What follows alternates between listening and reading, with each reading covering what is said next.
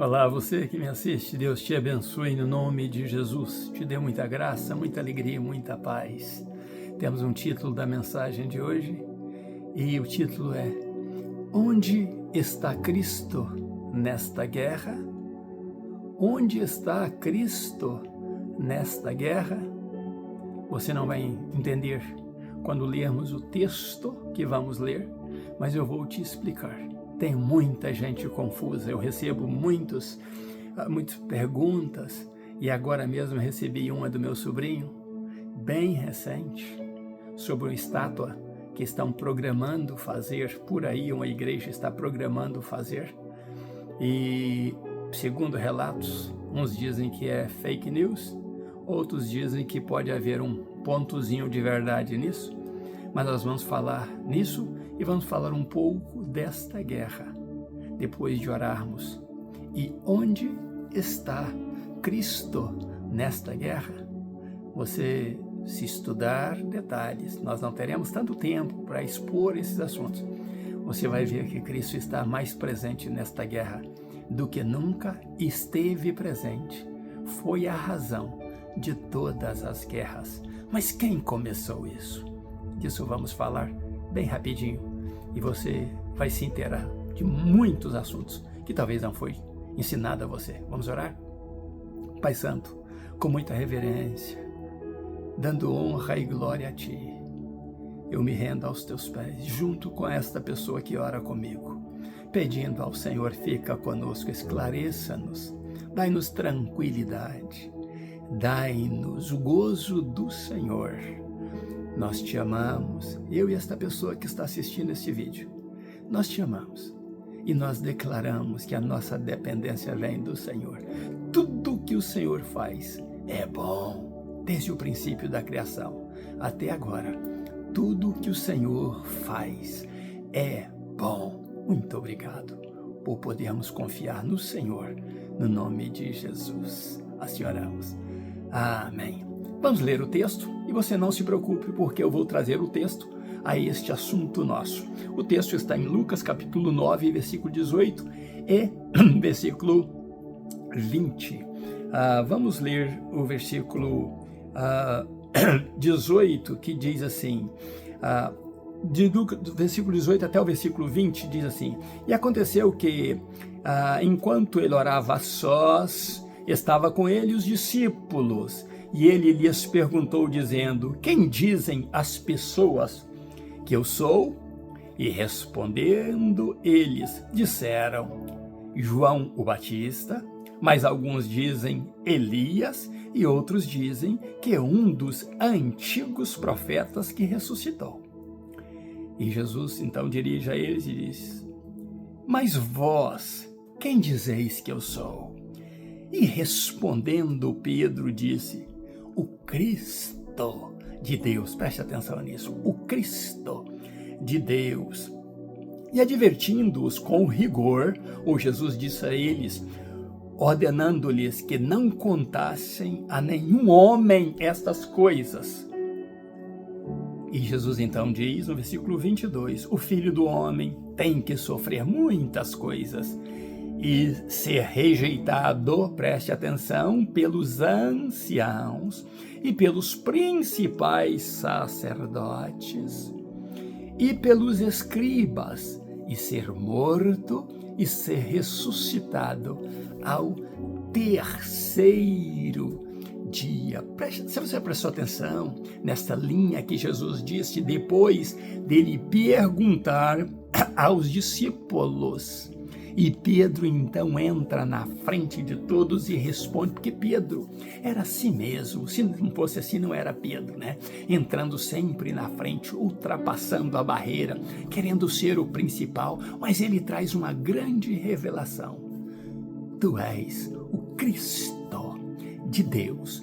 Logo depois que Jesus os adverte a não contar para ninguém, porque isso era coisa dos discípulos, né? Jesus revelando a ele e Deus revelando a Pedro quem era Jesus. Jesus traz uma revelação, mas o Filho do Homem precisa padecer muitas coisas, ser rejeitado, aí eu disse a lista, pelos anciãos, pelos principais sacerdotes, pelos escribas, ser morto e ser ressuscitado no terceiro dia.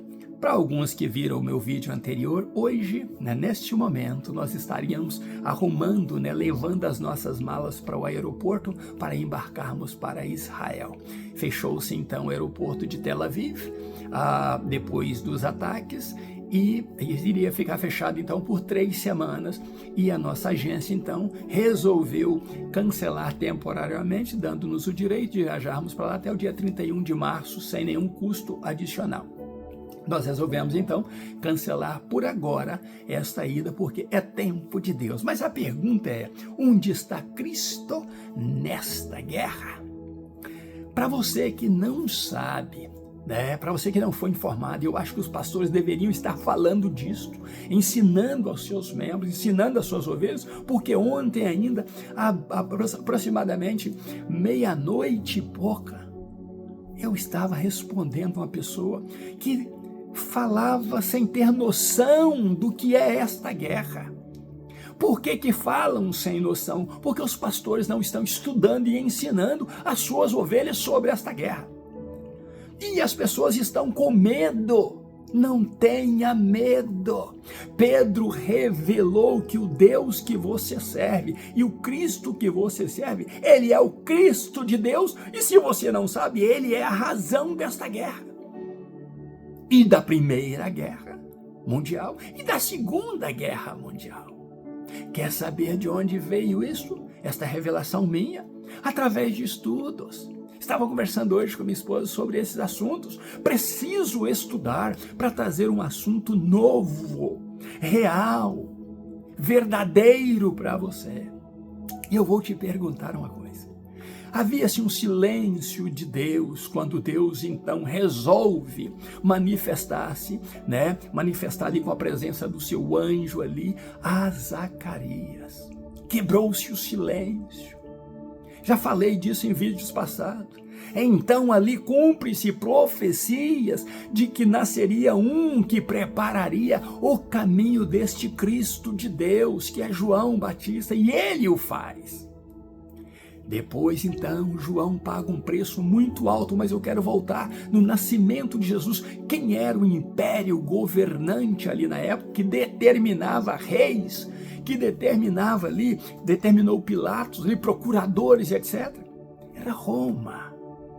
E eu iria viajar passando por Roma, queria passar ali no Coliseu de Roma, queria passar onde os cristãos foram assassinados ali. Era o Império Romano. O Império Romano foi o primeiro, através do seu representante, Herodes, a tentar matar Jesus. E esta perseguição a Cristo vem desde aquela época, mas com algumas camuflagens, e você precisa aprender isso. Jesus então cresceu, e Jesus vem perguntar numa reunião com os discípulos, em uma oração a sós, depois da multiplicação dos pães, que nós falamos no vídeo passado. Ele vem então a perguntar aos discípulos, o que dizia a multidão? A multidão que vê milagres, a multidão que vê o operar, o que dizem? As multidões que eu sou. E então eles trazem grandes classificações, dizendo que ele era o João Batista. Jesus disse que João Batista era o maior homem que viveu, nascido de mulher. Não tinha outro antes dele, nem outro depois dele nasceria, tão grande como João Batista. Jesus falou isso. Agora, o elogio da multidão é que ele é João Batista que ressuscitou. Outros da multidão diziam que ele era Elias. Elias, o grande profeta da transição. E outros que não tinham, talvez, a posição para João nem para Elias, diziam, é um dos grandes profetas que ressuscitou. Que colocação linda colocaram Jesus. E Jesus diz, a multidão não anda comigo todo o tempo. Mas eu quero saber de vocês. O que vocês dizem que eu sou? Pedro entra na frente de todo mundo e traz uma revelação bombástica. Tu és o Cristo de Deus. Isso mexeu com a história. Jesus não se enaltece. Muito pelo contrário, não diga a ninguém isto. Mas Jesus traz então uma revelação que atravessou a história e tem atravessado a história. O Filho do Homem precisa padecer muitas coisas e ser rejeitado pelos anciãos, pelos escribas, por aqueles que fazem parte da moral do povo judeu, os anciãos, pelos ensinadores da Torá, por aqueles que trazem a palavra, pelos escribas, pelos principais líderes espirituais. Ele vai ser rejeitado por eles. Morrer e ser ressuscitado no terceiro dia. Você precisa lembrar de uma coisa que traz hoje uma grande perseguição a Israel e que nasceu ali. Lembrem-se, tem muitos pastores que não te ensinam isso, que Pilatos não quis crucificar Jesus. Pilatos, então, tira da mão dele essa responsabilidade e manda a Herodes. Herodes ansiava ver Jesus, tanto tempo querendo ver Jesus. Queria ver algum milagre de Jesus, mas Jesus não respondeu. Ele fica irritado com isso. Eu não vou mandar matar esse homem, não vou voltar a Pilatos. Pilatos tenta de novo inocentar Jesus. Ele não queria isso. Mas eu quero te lembrar de um fato. Pilatos disse: eu não vou carregar esta culpa de crucificar alguém que eu acho inocente. Essas foram as palavras de Pilatos. Querem eu dou nele uma surra porque ele perturbou vocês? Eu mando dar uma surra e acabou. Ele é punido pelo grau que machucou vocês. E então, os representantes dos judeus dizem ali: não, nós não temos lei para crucificar. Vocês romanos têm. Crucifiquem-o. E Pilatos diz: mas eu não vou carregar esta culpa. E eles disseram naquela hora, eu quero te lembrar disso, que caia sobre nós e sobre a nossa herança o seu sangue. Nós assumimos a responsabilidade. Então muitos andam falando por aí que não foram os judeus que crucificaram Jesus. Foi sim, Jesus falou isso aí. Ele deve ser negado pelos anciãos, pelos principais sacerdotes, pelos escribas, ser levado à morte.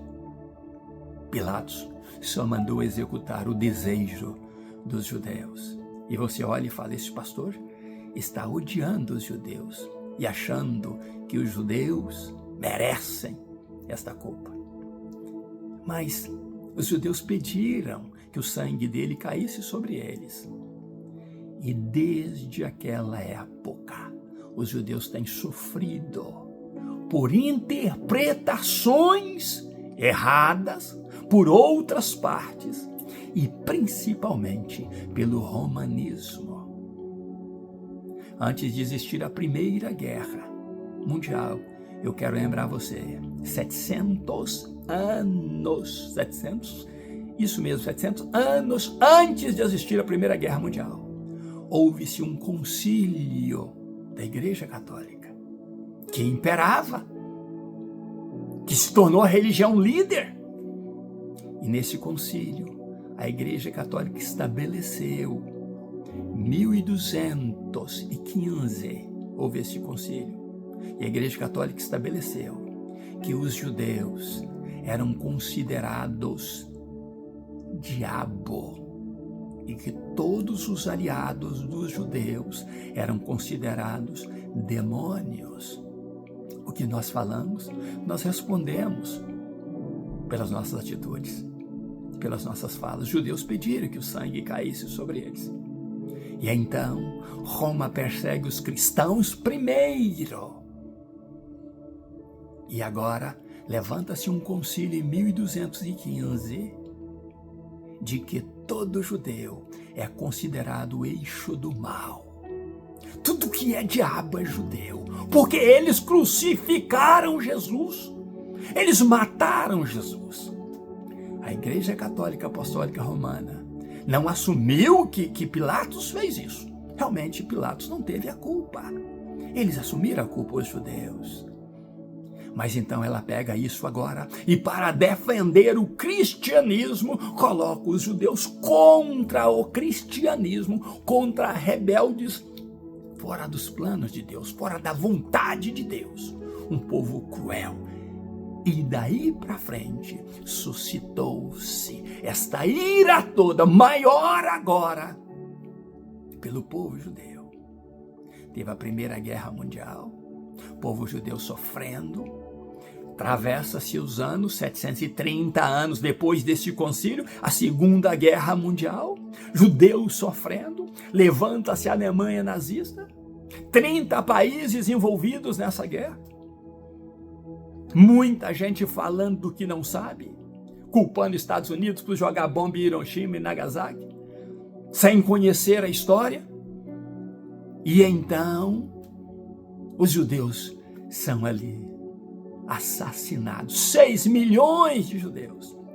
E Hitler suicida o dia 30 de abril de 1945, para não morrer, o covarde, sabendo que ia morrer. Ele então se suicida. E então você pensa, se acabou aí?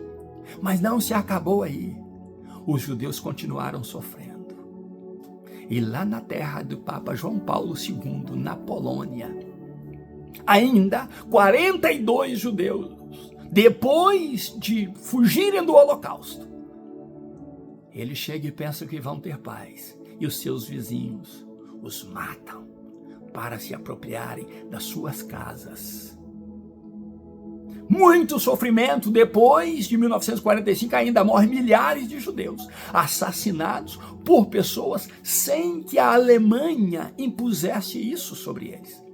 Matam-os, não estava tendo incentivo da Alemanha, não. Eles estavam matando os judeus por quererem matar os judeus, porque foi colocado pela Igreja Católica em 1215 que judeus são demônios e que têm que ser exterminados ou escravizados. E eles foram. Agora é interessante, que eu quero que você saiba, que diante de tanto sofrimento, um sujeito brasileiro vai fazer uma reunião em 1947, em novembro, chamado Oswaldo Aranha. E ele presidiu esta Assembleia da ONU. E ali então houveram votos pelos muitos pedidos dos judeus para um Estado onde eles pudessem ter uma vida tranquila, porque muitos países negavam-se a receber os judeus. Então, o presidente dessa sessão se chama Oswaldo Aranha. E ele lança os votos, então para aceitação. Olha a idade que Cristo morreu, 33 anos. Quantos foram os votos favoráveis para que Israel se tornasse uma nação? 33 votos. Idade que Cristo morreu. 33 votos foram favoráveis. Era o presidente dos Estados Unidos, Harry Truman. Parece com o nome Trump? Truman. Era o presidente na época e era democrata. Muitos democratas foram muito favoráveis aos judeus, exceto o último governo, que não deu a mínima. Mas muitos democratas foram favoráveis e este homem era o presidente na época, Harry Truman. O presidente, então, que liderou a Assembleia era Oswaldo Aranha. E ele coloca a votação 33 favoráveis. Agora sabe quantos foram contra? Você vai se assustar, porque os números, eles falam muito alto. 13 foram contra e 10 abstinência. 10 ficaram sem opinar. Mas 13 foi o número de rejeição contra que Israel fosse Estado. Naquela época, o presidente Truman votou a favor Até a União Soviética votou a favor. Brasil também votou a favor, com a representatividade de Oswaldo Aranha. Agora, quando o presidente Trump, aliado a Israel, vai para um inimigo mortal para combater, quem é o presidente do Brasil? Lula. Qual o número de Lula? 13. Qual foi o voto de Lula? Contra Estados Unidos e contra Israel. Quando Jesus pediu uma revelação, Deus deu uma revelação para Pedro. Tu és o Cristo de Deus. Nós vivemos em um mundo cheio de revelações. Esta guerra é uma revelação. Passou-se a primeira guerra, passou-se a segunda, agora já tem 16 países envolvidos nessa guerra. Na segunda guerra foram 30 países. Agora já temos 16 países envolvidos nessa guerra, e exatamente os números batendo. 45 acabou a guerra. 47 Israel é aprovado para ser Estado. Presidente Trump é o presidente número 45 e o de número 47. Olha como as profecias vão se cumprindo. Naquela época existia um estadunidense aliado de Israel e um brasileiro apoiando e colocando para votar Israel, Oswaldo Aranha.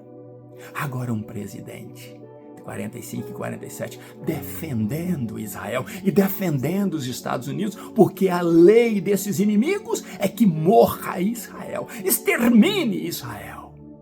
Desde quando a Igreja Católica, naquele concílio de 1215, escancarou para o mundo, e isso é ensinado no Oriente Médio, que Israel é a praga das nações, é o inimigo de Cristo. Ele crucificou Cristo, e nós, os cristãos, países cristãos principalmente, temos que combater Israel, porque eles rejeitaram a Cristo. Isso é parte do que foi colocado no concílio, e Israel tem sofrido até hoje. Eles pediram que o sangue caísse sobre eles e têm pagado caro por isso. Talvez por insensatez pediram isso, mas precisava. Não culpamos Israel pela morte de Cristo. Foi profetizado que ele morreria, que ele seria levado ao madeiro, que ele levaria as nossas dores. Então não podemos olhar com ódio para os judeus, muito pelo contrário, o nosso Cristo é judeu. Ele nasceu ali, ele cresceu ali, ele ensinou ali, e ele colocou os judeus para levar o evangelho para o mundo inteiro. Esse evangelho só chegou até nós por causa dos judeus. Então, pelo contrário, ao invés de atacá-los, devemos orar por eles, amá-los, querer-os bem. Onde tiver um judeu perto da sua casa, abençoa, ore por ele. Glorifique a Deus pela vida dele. Passou um judeu perto de você, abençoa-o. Você tem promessas de bênção sobre você quando você abençoar o povo judeu e abençoar Israel. Onde está Cristo nesta guerra? Esta guerra é simplesmente a plataforma para Jesus voltar.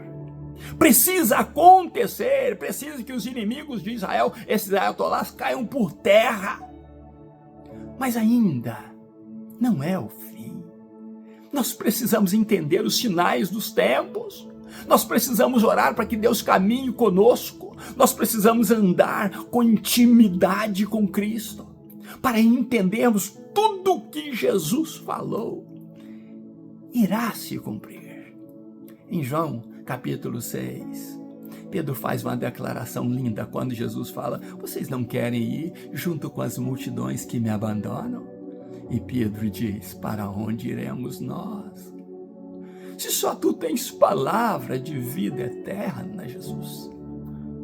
Nós te conhecemos, nós te experimentamos e nós sabemos que tu és o Messias de Deus. Tu és o Cristo de Deus. Meu querido e minha querida, a guerra não pode te assustar. O momento não pode te assustar, porque Cristo é a razão desta briga toda. foi inventado por alguns, foi atacado por alguns, os judeus sofrem a culpa que talvez nem seja tão somente deles, não era necessário que acontecesse, e Jesus falou que eles negariam. Mas Jesus não disse que eles pagariam com a morte por causa disso, pelo contrário, há uma promessa de que todo Israel será salvo. Você que é cristão de verdade, você precisa estudar a história, você precisa analisar a história, você precisa chamar Deus para caminhar com você na história. E caminhando com Deus na história, você vendo de onde vêm os ataques. Eu falei para minha esposa ontem, vendo um filme de negros, eu falei para ela, a Igreja Católica, não estou atacando você que é católico, estou atacando as origens, é responsável pelo sofrimento maior dos negros, dos escravos, da pobreza mundial, por causa das visões, porque tinha a condição de fazer o que era certo, mas optou em fazer o que era errado e levantar muitos inimigos contra o povo de Deus e contra Israel. Israel mesmo se dizendo ser de Deus, mesmo dizendo ser uma igreja de Deus, os principais do passado crucificaram os cristãos, queimaram os cristãos, mataram os cristãos, dessa religiosidade opressora de Israel e do povo de Deus. E aí vai se ensinando isso, a se odiar a Israel. Por isso sinagogas estão sendo queimadas hoje, porque o povo tem ódio da semente de Abraão. Onde está Cristo nesta guerra? Ele é a razão da guerra, ele é a razão de muitas pessoas se levantarem no nome dele falsamente, dizendo que está defendendo o cristianismo, defendendo as suas religiões. Mas ele ama você e ele quer caminhar com você, ele quer te preparar cada dia mais para ter certeza que você vai morar no céu de glória com ele. Que Deus te abençoe, abençoe a sua família. Não se turbe o vosso coração, creia em Deus. Ele voltará, Jesus voltará para nos levar. Um grande abraço meu, Pastor Riva Martins, e desculpa o vídeo longo, eu tinha que te explicar tudo isso. Deus te abençoe e te guarde no nome de Jesus. Sossega o teu coração e tenha paz com Deus. Ore sempre e esteja preparado. A vinda de Jesus está próxima e nós vamos sumir daqui no nome de Jesus. Um abraço meu, Pastor Riva Martins.